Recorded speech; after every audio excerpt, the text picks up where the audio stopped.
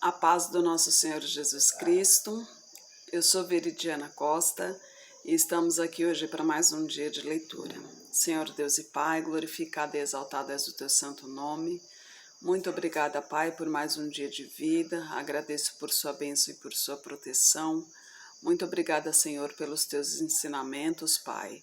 Nos abençoe nesta leitura, que cada palavra sua, Senhor, seja ensinamento em nossas mentes e em nossos corações, nos inspire e nos direcione sempre a Ti, em nome de Jesus. Lembrando que estamos no livro de Ezequiel, né, o profeta do Senhor, e aqui no canal, né, todo dia um vídeo novo. Se inscreva, ative o sininho, né, para receber as notificações, curta, compartilhe. É sempre bom interagir com o canal. Hoje a gente vai ver a restauração de Israel no capítulo 33. E veio a mim a palavra do Senhor dizendo: Filho do homem, fala aos filhos do teu povo e dize-lhes: quando eu fizer vir a espada sobre a terra, e o povo da terra tomar um homem dos teus termos e o constituir por seu atalaia, e vendo ele que a espada vem sobre a terra, tocar a trombeta e avisar o povo, se aquele que ouvir o som da trombeta não se der por avisado e vier a espada e o alcançar, o seu sangue será sobre a sua cabeça. Ele ouviu o som da trombeta e não se deu por avisado, o seu sangue será sobre ele. Mas o que se dá por avisado salvará a sua vida. Mas se quando o atalaia vir que vem a espada e não tocar a trombeta, se não for avisado o povo, e a espada vier e levar uma vida dentre eles, esse tal foi levado na sua iniquidade, porém o seu sangue requererei da mão do atalaia. A ti, pois, ó filho do homem, te constituí por atalaia sobre a casa de Israel. Tu, pois, ouvirás a palavra da minha boca e lhe anunciarás da minha parte. Se eu disser ao ímpio, ó ímpio, certamente morrerás, e tu não falares para dissuadir ao ímpio do seu caminho, morrerá esse ímpio na sua iniquidade, porém o seu sangue eu o requererei da sua mão. Mas se advertires o ímpio do seu mau caminho, para que dele se converta, e ele não se converter do seu caminho, ele morrerá na sua iniquidade, mas tu livraste a tua alma. Tu, pois, filho do homem, dize à casa de Israel: assim falai vós, dizendo: visto que as nossas transgressões e os nossos pecados estão sobre nós, e nós desfalecemos neles, como viveremos então? Dize-lhes: vivo eu, diz o Senhor Jeová, que não tenho prazer na morte do ímpio, mas em que o ímpio se converta do seu caminho e viva. Convertei-vos dos vossos maus caminhos, pois por que razão morrereis, ó casa de Israel? Tu, pois, filho do homem, dizeis aos filhos do teu povo: a justiça do justo não o livrará no dia da sua transgressão, e quanto à impiedade do ímpio, não cairá por ela no dia em que se converter da sua impiedade. Nem o justo poderá viver pela sua justiça no dia em que pecar. Quando eu disser ao justo que certamente viverá, e ele, confiando na sua justiça, praticar a iniquidade, não virão à memória todas as suas justiças, mas na sua iniquidade que pratica, ele morrerá. Quando eu também disser ao ímpio, certamente morrerás, se ele se converter do seu pecado e praticar juízo e justiça, restituindo-se esse ímpio o penhor, indenizando o que furtou, andando nos estatutos da vida e não praticando iniquidade, certamente viverá, não morrerá. De todos os seus pecados que cometeu, não se terá memória contra ele. Juízo e justiça fez, certamente viverá. Todavia, os filhos do teu povo dizem: não é reto o caminho do Senhor, mas o próprio caminho deles é que não é reto, desviando-se o justo da justiça e praticando iniquidade, morrerá nela. E convertendo-se o ímpio da sua impiedade e praticando juízo e justiça, ele viverá por eles. Todavia vós dizeis: não é reto o caminho do Senhor. Julgar-vos-ei cada um conforme os seus caminhos, ó casa de Israel. E sucedeu que no ano duodécimo do nosso cativeiro, no 10º mês, aos 5 do mês, veio a mim um que tinha escapado de Jerusalém, dizendo: a cidade está ferida. Ora, a mão do Senhor estivera sobre mim pela tarde, antes que viesse o que tinha escapado. Ele abrira a minha boca antes que esse homem viesse ter comigo pela manhã. Então abriu-se a minha boca e não fiquei mais calado. Então veio a minha palavra do Senhor, dizendo: Filho do homem, os moradores destes lugares desertos da terra de Israel falam, dizendo: Abraão era um só e possuiu esta terra, mas nós somos muitos. Esta terra nos foi dada em possessão. Dize-lhes, portanto, assim diz o Senhor Deus: comeis a carne com sangue, levantai os vossos olhos para os vossos ídolos e derramais o sangue. Porventura possuireis a terra? Vós vos estribais sobre a vossa espada, cometeis abominação, e cada um contamina a mulher do teu próximo, e possuireis a terra? Assim lhe dirás: assim disse o Senhor Jeová: vivo eu, que os que estiverem em lugares desertos cairão à espada, e os que estiverem em campo aberto o entregarei às feras, para que o devorem. E os que estiverem em lugares fortes e em cavernas morrerão de peste. E tornarei a terra em assolação e em espanto, e cessará a soberba do seu poder. Os montes de Israel ficarão desolados, que ninguém passará por eles. Então saberão que eu sou o Senhor, quando eu tornar a terra em assolação e espanto por causa de todas as abominações que cometeram. Quanto a ti, ó filho do homem, os filhos do teu povo falam de ti junto às paredes e nas portas das casas, e falam um com o outro, cada um a seu irmão, dizendo: vinde, peço-vos, e ouve qual seja a palavra que procede do Senhor. E eles vêm a ti, como o povo costumava vir, e se assentam diante de ti, como o meu povo, e ouvem as tuas palavras, mas não as põem em prática, pois lisonjeiam com a sua boca, mas o seu coração segue a sua avareza. E eis que tu és para eles como uma canção de amores, cantada com voz suave e bem tocada, porque ouvem as tuas palavras, mas não as põem em prática. Mas quando vier isto, eis que está por vir, então saberão que houve no meio deles um profeta. Aqui Deus mostrando, né? Mais uma vez Deus mostrando que Ele é quem julgará, né? Nós não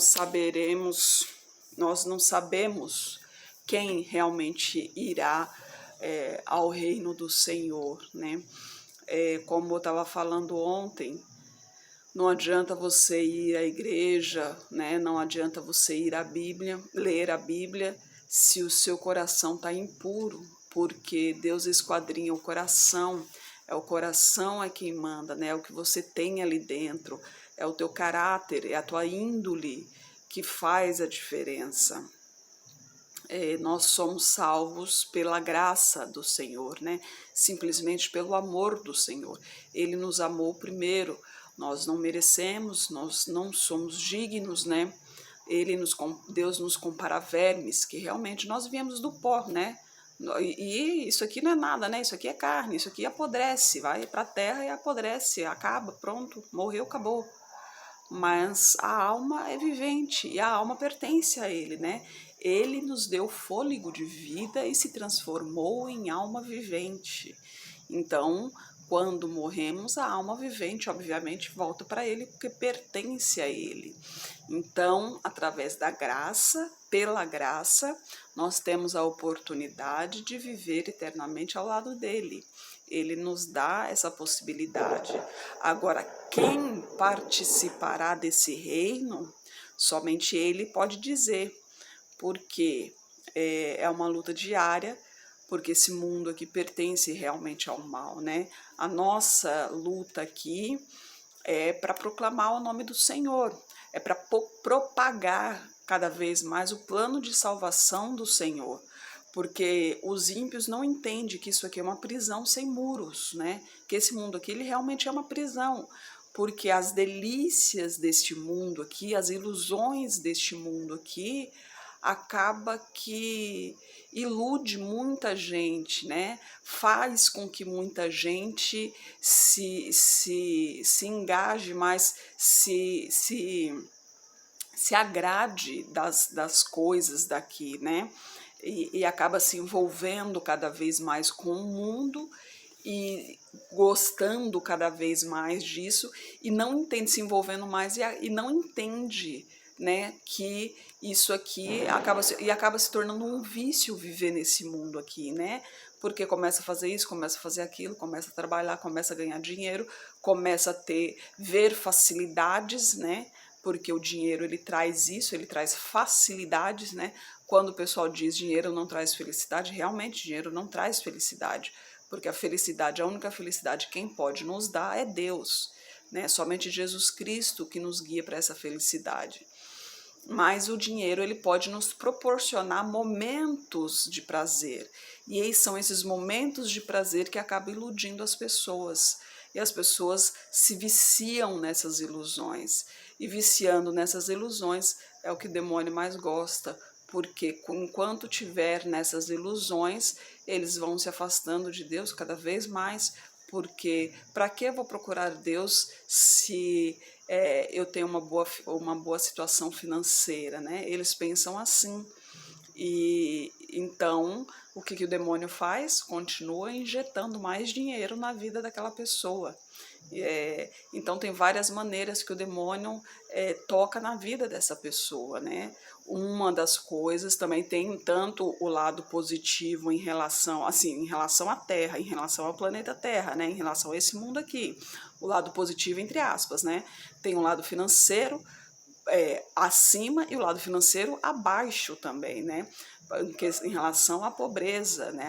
À extrema pobreza, que a pessoa é boa de coração, tem um bom caráter, mas está passando por uma extrema pobreza e o demônio faz com que essa pessoa pense que está sendo castigada por Deus por algo que fez, por algo que cometeu, sendo que para quê? Para que blasfeme contra Deus, né?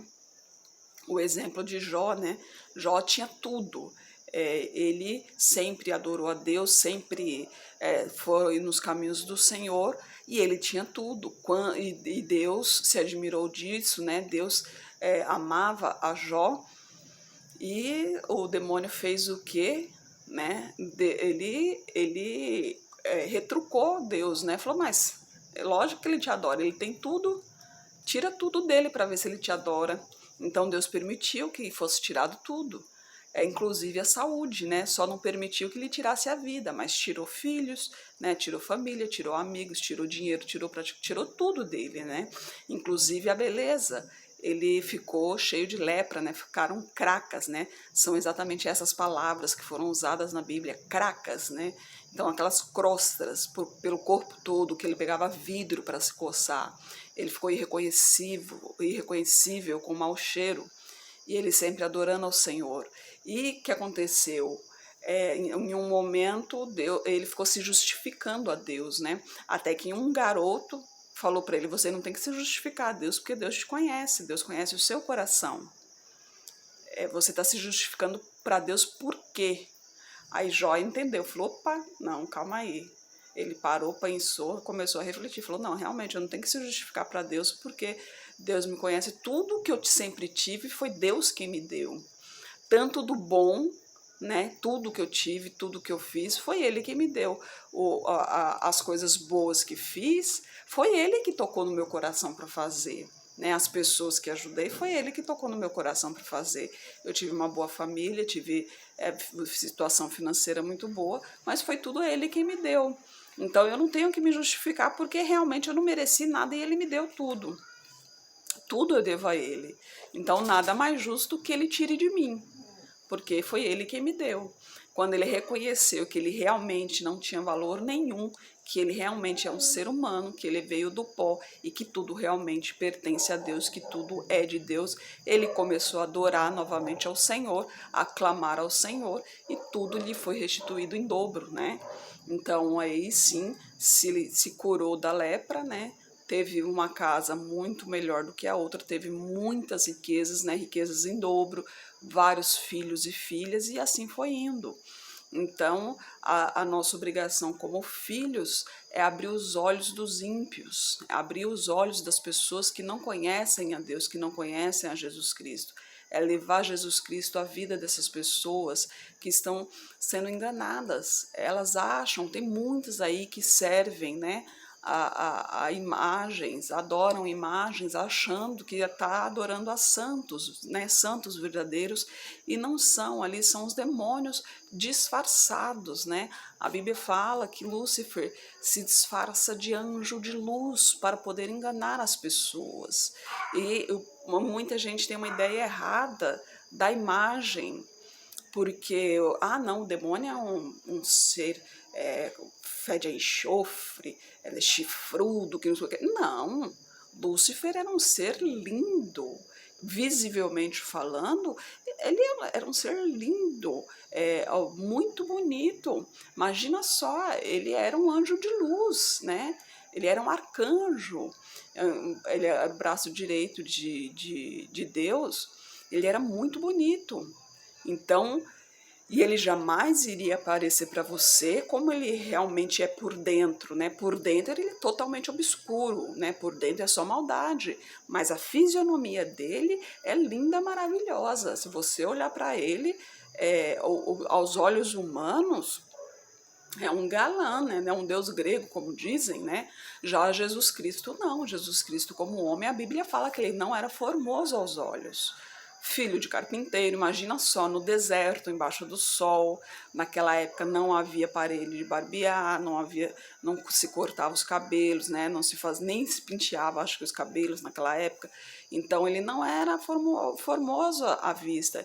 Então é o velho ditado: beleza não se põe à mesa.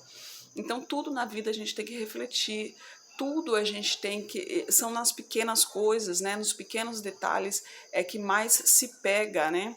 Nos pequenos detalhes é que a gente acaba escorregando, porque a gente acaba deslizando.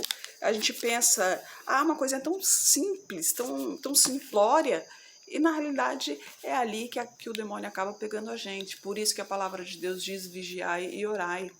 Né? Primeiro ele fala o quê? Vigiai, porque a oração sem vigília não adianta. Quer dizer, adianta sim, sempre tem que orar, obviamente, tal. Mas vigiar, sempre tem que vigiar. A vigilância não pode parar. O tempo todo você tem que estar vigilante, 24 horas por dia. Tá, tudo bem, enquanto tá dormindo não, deixa que Deus vigie por nós, né? O Espírito Santo tá do nosso ladinho ali, tá velando o nosso sono. Mas enquanto acordada você tem que estar de vigia, assim, mesmo dentro de casa, vendo TV, né, vendo celular. Hoje em dia a internet tem muitas coisas, também tem que tomar cuidado no que assiste, no que ouve. Isso serve para mim também de lição. Eu tô falando para vocês aí, mas também tá servindo para mim também. Eu preciso me monitorar em relação a isso também. Às vezes a gente passa despercebido. É algo que a gente liga ali a TV, liga ali o celular, a gente está assistindo uma coisa, vem outra, e a gente vai no embalo e nem percebe, sabe? Nem presta muita atenção no que está acontecendo ali, né? E a gente não pode, a gente tem que tomar muito cuidado nisso, porque é nessas brechas que o demônio se aproveita. A gente tem que orar mais, tem que vigiar mais, tem que se fortalecer mais na presença do Senhor, tem que divulgar mais o nome do Senhor, né? Lembre-se, Jesus Cristo está voltando e ele só vai voltar depois que todos, absolutamente todo mundo conhecer o nome dele, né? Então a nossa obrigação de filhos do Senhor é divulgar o nome dele. E uma coisa interessante que a gente acabou de ler aqui é que quando a gente vê algo errado, né, quando a gente vê algo que está para acontecer, ou no caso algo errado, fala em outro livro, mas eu já falo aqui junto também, a gente tem que avisar, porque se a gente não avisar, aquela culpa recai sobre nós, né? Então, que sirva de alerta também. Muitas vezes a gente vê um irmão fazendo algo errado, por exemplo, a gente tem que chamar atenção, é nossa obrigação, porque senão a gente se torna cúmplice. E esse mal recai sobre nós. É a mesma coisa de você ver um crime acontecendo e não avisar a polícia, entendeu? Você se torna cúmplice pela lei dos homens, né? Você se torna cúmplice, é a mesma coisa. Então a palavra de Deus também fala sobre isso. Você tem que ficar atento, né? Outra coisa interessante que eles falam aqui também sobre Abraão, né? Que Abraão sozinho conquistou, sozinho entre aspas, né? Uma única pessoa conquistou uma terra inteira, né? Que não foi ele quem conquistou, foi Deus que deu a ele, né? E no caso aqui o povo de Israel eram muitas pessoas para conquistar a terra, né? Só que Abraão andava nos caminhos do Senhor. Abraão, sim, era um verdadeiro servo do Senhor, né? E o povo de Israel dessa época aqui, não. Pelo contrário, eles estavam blasfemando contra o Senhor. Então, não tinha direito algum sobre a terra. Então, é muito fácil alguém dizer, né? Ó, você vê fulano, né? Fulano tá com uma casa assim, assim, assado, né? Comprou um carro novo, que não sei o quê, mas ele não sabe das suas batalhas, ele não sabe de seus caminhos, ele não sabe o que você fez para chegar até aqui, né? Tudo que você passou para chegar até aqui. Então, como Jesus Cristo falou na época quando foi feito a ceia ali com o pessoal, com os apóstolos, né? Que eu não lembro, acho que foi, não lembro se foi Pedro que falou que queria ir junto com ele para, né, para morar junto com ele, e ele falou, não, você não beberia do mesmo cálice que eu, uma coisa desse tipo assim, não me lembro o termo exato, mas querendo dizer, né, você não passaria pelas mesmas coisas que eu, querendo dizer que não suportaria passar pelas mesmas coisas que ele iria passar, e realmente nenhum de nós conseguiríamos suportar 1% do que ele passou naquele tempo ali para nos comprar, né? Porque realmente ele pagou por nós, né? Ele pagou por nossa liberdade. Quando ele fala nos comprar, essa palavra ficou um pouquinho estranha, então vamos falar diferente, né? Ele pagou pelos nossos pecados, né? Ele quitou nossas dívidas, vamos dizer assim. E realmente foi uma coisa linda, maravilhosa, mas ele sofreu muito ali. E nós, nenhum de nós, acho que nunca existiu, não existe e nunca irá existir qualquer pessoa que conseguiria passar 1% do que Jesus passou naquele dia ali, naquele sofrimento ali, para pagar pelos nossos pecados ali, para nos redimir dos pecados. Nós temos muito a agradecer a Jesus Cristo. A gente passa uma vida inteira agradecendo a Jesus Cristo e a Deus, que não é o suficiente, né? Mas por isso teremos a eternidade, desde que andemos sempre nos caminhos do Senhor, né? Então se mantenha firme aí e não se esqueça, sempre compartilhe a palavra do Senhor, né?